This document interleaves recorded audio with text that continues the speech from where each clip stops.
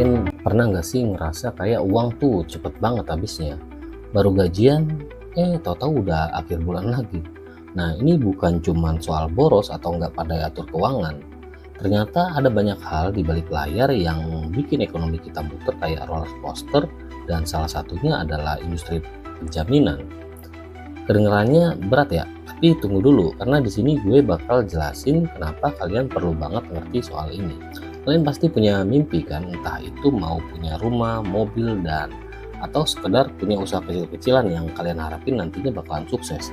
Nah, semua itu nggak lepas dari yang namanya kredit, dan kredit nggak akan jalan tanpa ada lembaga penjamin yang siap nge-backing.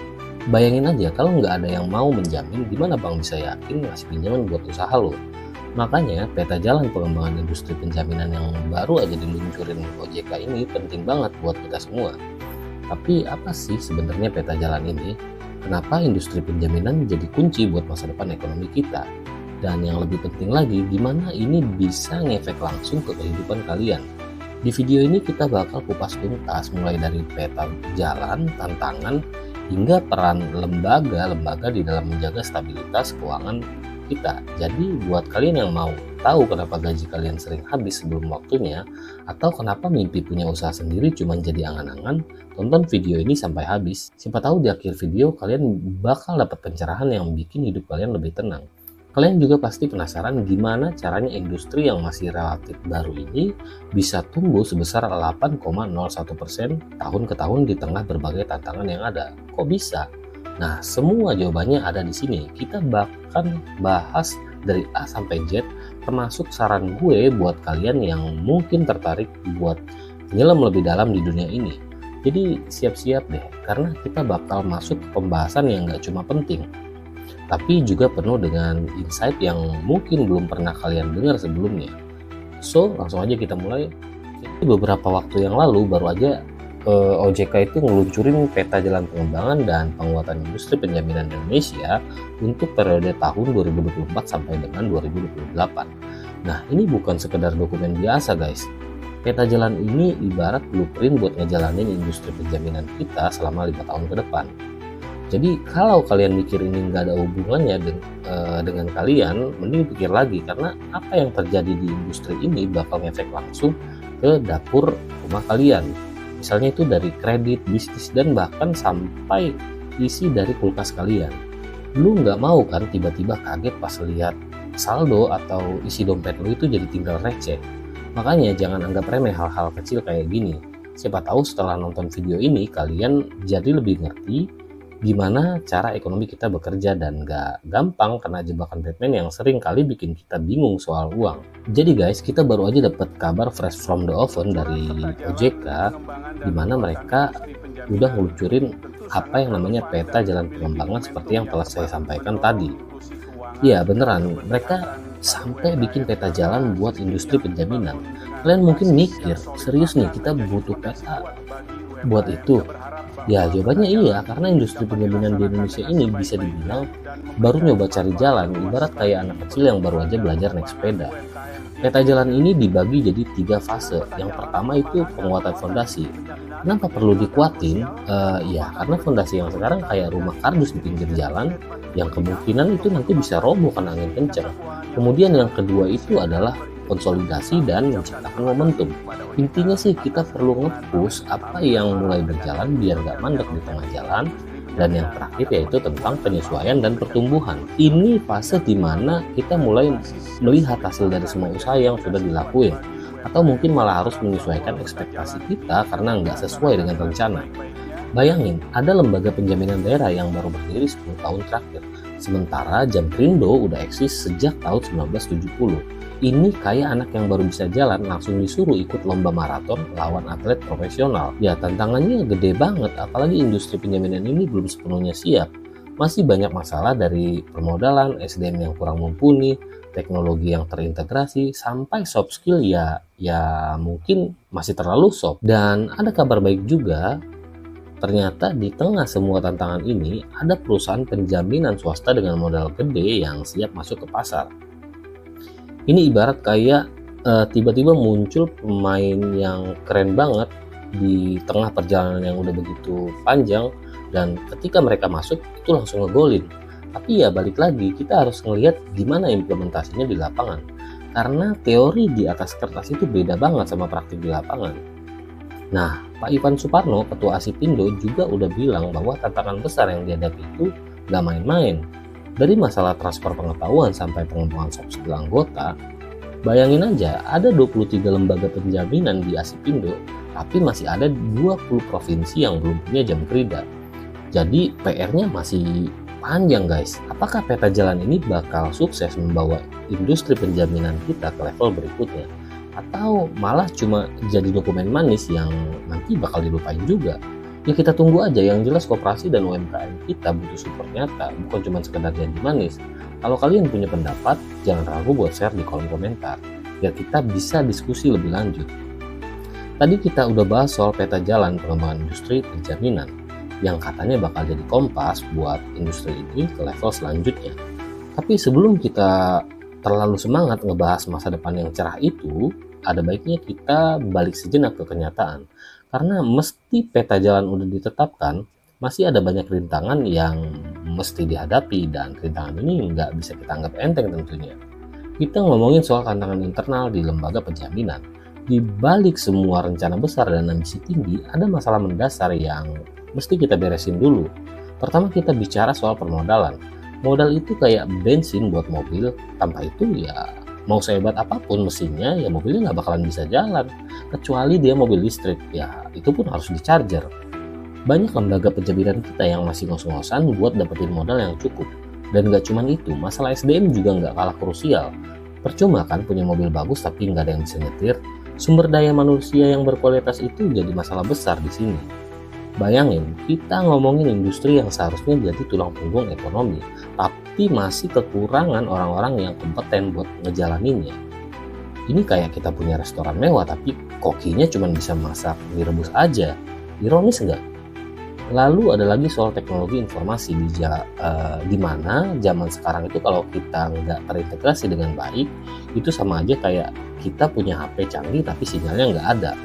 Lembaga penjaminan kita butuh sistem yang ngasih data dan informasi secara real time, biar keputusan yang diambil nggak kayak lempar dadu jadi asal tebak gitu. Tapi tunggu dulu, masalahnya nggak berhenti lagi di situ. Ternyata yang namanya soft skill juga jadi isu besar. Kalian tahu lah, soft skill ini ibarat kayak bumbu masakan. Tanpa bumbu masakan sehebat apapun rasanya ya jadi hambar. Nah, di lembaga penjaminan, soft skill yang dimaksud ini bisa jadi kemampuan komunikasi, negosiasi, sampai dengan manajemen konflik. Tapi masalahnya banyak yang masih pada tahap belajar memasak alias belum jago. Tantangan lainnya adalah gimana cara transfer pengetahuan ini bisa berjalan dengan efektif. Kalau cuma asal transfer, yang ada malah kayak belajar matematika waktu SD. Nggak paham-paham. Perlu ada pendekatan yang lebih terstruktur dan terarah, biar peningkatan kemampuan manajemen ini bisa tercapai. Karena tanpa itu lembaga penjaminan kita akan kesulitan buat berkembang. Jadi meski peta jalan udah jelas, ada banyak PR yang harus diselesaikan di dalam dulu. Kalau masalah-masalah internal ini nggak diberesin, peta jalan yang tadi kita bahas bisa jadi cuman angan-angan. Sekarang tinggal pertanyaannya, apakah lembaga penjaminan kita siap buat menghadapi tantangan internal ini? Atau justru mereka bakal tenggelam dalam masalah yang sama berulang kali. Oke, setelah kita ngomongin tantangan internal yang bikin lembaga penjaminan kita kayak orang yang lagi diet tapi doyan makan. Sekarang saatnya kita lihat sisi lain yang lebih menarik. Nah, di balik semua tantangan tadi ada juga peran strategis yang nggak boleh kita anggap remeh. Ini kayak ibaratnya kayak tokoh utama di film superhero. Mereka mungkin punya masalah pribadi, tapi di akhir cerita tentu mereka tetap harus nyelamatin dunia. Jadi kita masuk ke peran strategis lembaga penjamin. Dan siapa lagi yang jadi pemain utama di sini kalau bukan Jamkrindo, sang lembaga penjamin tertua di Indonesia. Jamkrindo ini udah kayak bapaknya lembaga-lembaga penjaminan lain. Udah ada sejak tahun 1970. Sementara yang lain baru muncul di dekade terakhir. Itu ibarat kayak Superman yang udah terbang keliling dunia, sementara yang lain masih belajar pakai kostum. Sebagai pemimpin, tanggung jawab Jamkrindo ini nggak main-main guys. Mereka cuma harus memastikan industri penjaminan ini tetap berjalan. tapi juga jadi pionir dalam kolaborasi dan pengembangan. Ini kayak jadi tim kapten sepak bola harus jago main dan juga ngatur strategi buat yang lain. Tapi ya jadi pemimpin nggak selalu mudah, apalagi kalau timnya masih pada pemula. Kita juga nggak bisa cuma berharap Jamkrindo ini jalan sendiri. Peningkatan kapasitas itu nggak bisa dicapai kalau mereka nggak kolaborasi dengan berbagai pihak. Ini kayak pertandingan relay, kalau cuma satu orang yang lari kencang tapi yang lain ketinggalan, ya tetap aja nggak bakalan menang. Jadi kolaborasi itu penting, entah dengan pemerintah, sektor swasta, atau bahkan lembaga internasional.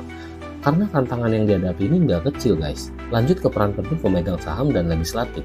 Di sini mereka bisa dibilang kayak produsen film yang nentuin seberapa besar budget yang dikasih buat proyek ini. Kalau budgetnya kecil, ya jangan harap hasilnya spektakuler. Yang ada nanti malah jadi kayak film Indosiar.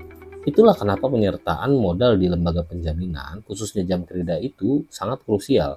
Dengan modal yang cukup, mereka bisa lebih kuat menghadapi tantangan dan memperluas jangkauan mereka. Ya, terutama yang di daerah. Tapi sayangnya nggak semua daerah punya Jamkrida. Ada 20 provinsi yang masih belum punya lembaga penjaminan daerah ini. Ini kayak kita punya franchise restoran terkenal tapi cuma buka di kota-kota besar. Sementara daerah lain cuma bisa nonton iklannya di TV. Jadi peran legislatif di sini juga penting banget buat memastikan penguatan posisi lembaga penjaminan di tingkat daerah. Jangan sampai kita punya lembaga yang keren, tapi kendaraan buat jalan di daerah itu nggak ada. Setelah kita ngobrolin peran strategis lembaga penjamin, khususnya Jamkrindo yang udah kayak superhero di industri ini, sekarang saatnya kita lihat hasil dari semua usaha keras mereka. Ibaratnya kita udah ngomongin perjuangan para pahlawan di medan perang. Sekarang kita lihat dong medalinya, atau dalam bahasa ekonominya, indikator pertumbuhan dan stabilitas industri penjaminan. Mari kita mulai dengan pertumbuhan industri penjaminan yang katanya udah naik 8,01% dari tahun ke tahun. Wow, kedengarannya keren ya, tapi buat kalian yang nggak terlalu ngerti angka-angka ini, gue jelasin deh.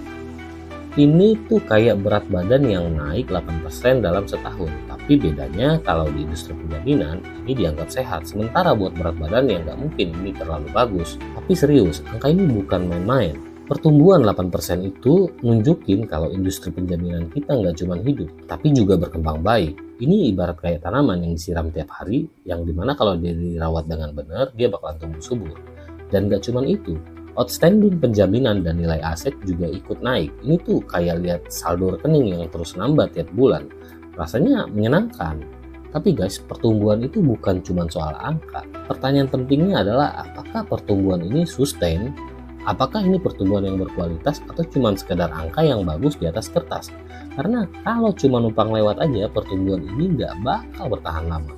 Itulah kenapa kita harus lihat indikator lain seperti gearing ratio buat mengukur seberapa stabil industri ini sebenarnya. Buat yang belum tahu, gearing ratio ini kayak seberapa besar utang kita dibandingin dengan ekuitas atau modal sendiri. Kalau di kehidupan sehari-hari ini tuh kayak berapa banyak cicilan kartu kredit yang harus dibayar tiap bulan dibandingin dengan gaji kita. Kalau gearing rasionya rendah berarti masih tetap aman. Tapi kalau tinggi ya siap-siap aja was-was setiap akhir bulan. Nah, ternyata gearing rasio industri penjaminan kita tercatat sebesar 22,62 kali. Angka ini kelihatannya besar banget, tapi di dunia penjaminan ini ibarat kayak punya utang banyak tapi pemasukan juga besar, jadi masih bisa tidur dengan nyenyak. Ini juga menunjukkan kalau stabilitas sektor penjaminan kita masih cukup solid, meskipun utang lumayan banyak. Nah, kalau kita tarik kesimpulan dari pertumbuhan dan stabilitas industri penjaminan ini, kelihatannya sih semua jalan dengan baik aja.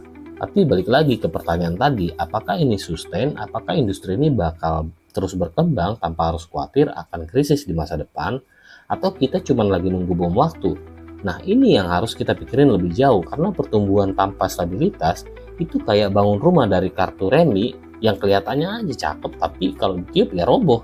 Oke guys, kita udah bahas pertumbuhan dan stabilitas industri penjaminan yang katanya makin sehat kayak orang yang rajin olahraga. Tapi apa gunanya sehat kalau nggak bisa ngejar peluang? Itulah kenapa kita sekarang mau ngomongin hal yang nggak kalah penting, yaitu kolaborasi dan pengembangan kapasitas. Karena jujur aja, tanpa dua hal ini, pertumbuhan yang kita omongin tadi cuma jadi angan-angan di siang bolong. Jadi gini, di dunia penjaminan, kolaborasi itu penting banget. Ini tuh kayak ngerjain tugas kelompok di sekolah. Kalau lu ngerjain sendirian, mungkin hasilnya bagus. Tapi kalau lu kolaborasi sama teman-teman, Biasanya malah bisa dapat ide-ide baru yang nggak kepikiran sebelumnya. Nah, Jam Krindo udah kayak ketua kelompok yang ngajak kerja sama pihak lain buat ngembangin SDM dan teknologi. Ini kayak ngajak temen yang jago matematika buat ngerjain tugas kalkulus. Tentu aja akan lebih efektif dan efisien.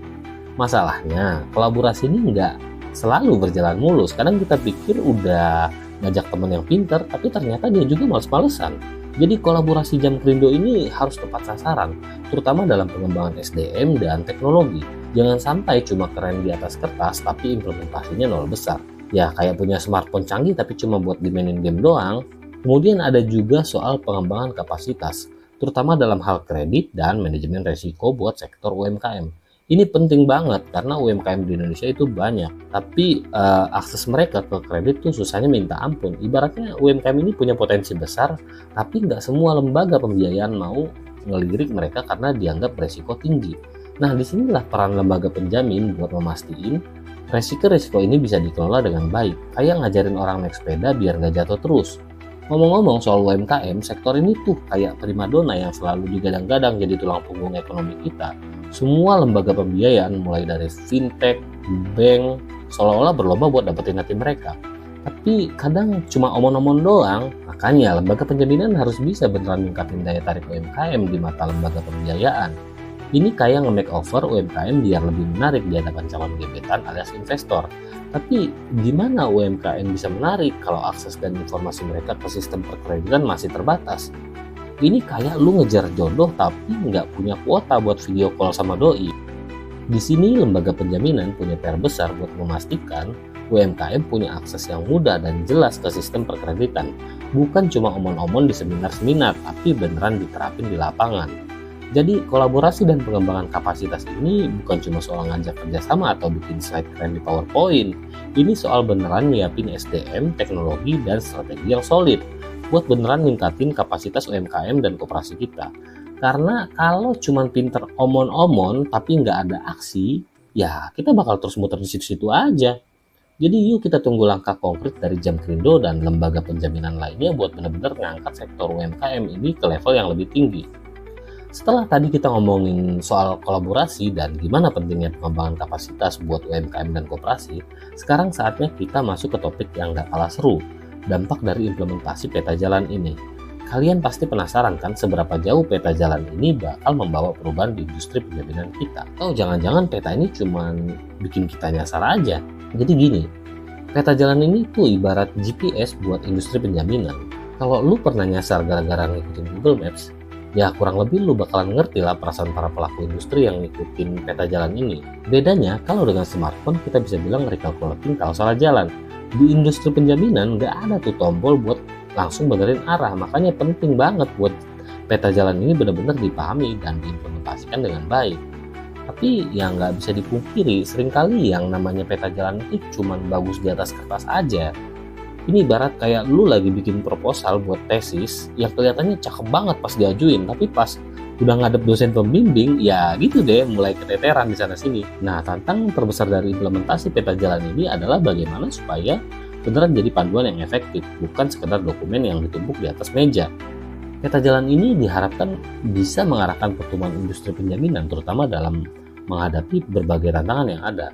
Pertanyaannya, apakah peta ini benar-benar memuat jalur yang efektif atau kita lagi cuma jalan di rute yang udah biasa kita laluin, tapi nggak tahu kalau ada jalan pintas yang lebih efisien. Makanya peta jalan ini nggak cuma soal petunjuk arah, tapi juga soal keberanian untuk ngambil jalan yang mungkin nggak semua orang berani lewatin. Dan jangan lupa, peta jalan ini juga diharapkan bisa mendorong pertumbuhan ekonomi masyarakat, terutama lewat pengembangan lembaga penjaminan. Nah, ini bagian yang bikin kita semua semangat. Siapa sih yang nggak pengen lihat ekonomi masyarakat naik level? Tapi ingat, pertumbuhan ekonomi itu kayak tanam padi. Lu nggak bisa ngarepin panen kalau nggak mau repot-repot nyemai benih dan merawatnya dengan baik. Jadi, implementasi peta jalan ini harus benar-benar solid, supaya dampaknya bisa beneran dirasain sampai ke akar rumput. Tapi ya kita juga harus realistis. Kadang ekspektasi kita terhadap peta jalan ini udah kayak ekspektasi ibu-ibu waktu nonton sinetron. Semuanya ngarep serba dramatis dan happy ending. Padahal kenyataannya implementasi ini belum tentu seindah skenario film. Bakal ada banyak tantangan, banyak rintangan, dan mungkin juga bakal banyak yang patah semangat di tengah jalan. Tapi justru disitulah ujiannya. apakah peta jalan ini beneran bisa jadi kompas yang memandu kita menuju arah yang benar? Jadi kalau lihat dari sisi dampaknya, peta jalan ini bisa jadi senjata ampuh buat melawan berbagai masalah di industri penjaminan. Tapi dengan catatan harus beneran diimplementasikan dengan konsisten, nggak boleh setengah-setengah. Kalau enggak, kita cuma akan terus muter di rute yang sama tanpa pernah nyampe tujuan. Jadi buat kalian yang udah ada di industri ini, siap-siap buat ikutin peta jalan ini dengan serius. Karena masa depan industri dan ekonomi masyarakat mungkin bergantung seberapa baik kita bisa ngikutin petunjuk arah ini. Jadi setelah panjang lebar, itulah gambaran besar peta jalan pengembangan dan penguatan industri penjaminan yang baru diluncurin oleh OJK. Kita udah bahas mulai dari bagaimana peta jalan ini bisa jadi game changer buat koperasi dan UMKM, sampai tantangan yang harus dihadapi oleh lembaga penjamin. Dan pastinya kita nggak lupa ngomongin tentang Jamkrindo yang udah jadi pelopor di industri ini. Yang jelas, semua ini nggak cuma soal angka-angka atau kebijakan yang kelihatan ribet. Apa yang terjadi di industri penjaminan ini bisa langsung berdampak ke kehidupan kita, entah itu dari peluang bisnis, akses kredit, atau bahkan stabilitas ekonomi kita sendiri. Kenapa demikian? Ya karena nanti bisnis itu kan berpengaruh ke kehidupan kita sehari-hari. Harga-harga itu ditentukan dari nilai bisnis. Jadi buat kalian yang mungkin mikir, ini nggak penting, coba deh lihat lagi ke kehidupan sehari-hari kalian. Gak ada salahnya ngerti lebih dalam soal ini. Nah, gue pengen tahu pendapat kalian. Gimana menurut kalian, apakah industri penjaminan ini beneran bisa jadi kunci buat mendorong ekonomi kita maju? Atau justru masih banyak tantangan yang perlu dibenahi? Tulis pendapat kalian di kolom komentar, karena gue pengen banget baca pandangan kalian soal ini. Oh iya, kalau kalian suka dengan video ini, jangan lupa buat kasih like, klik tombol subscribe biar kalian gak ketinggalan update dari gue. Terutama kalau kalian pengen tahu atau dapetin info dan analisis yang gak cuma bermanfaat tapi juga dikemas dengan gaya yang asik dan gak bikin ngantuk. Dan jangan lupa share video ini ke teman-teman kalian, karena siapa tahu mereka juga butuh pencerahan soal ini. Lagi pula siapa sih yang gak mau kelihatan pintar di tongkrongan bisa ngomongin ekonomi dengan santai. Jadi sampai sini dulu obrolan kita kali ini. Tetap semangat, tetap penasaran, dan terus gali informasi yang bikin kalian lebih siap menghadapi masa depan. Sampai ketemu di video berikutnya. See you guys.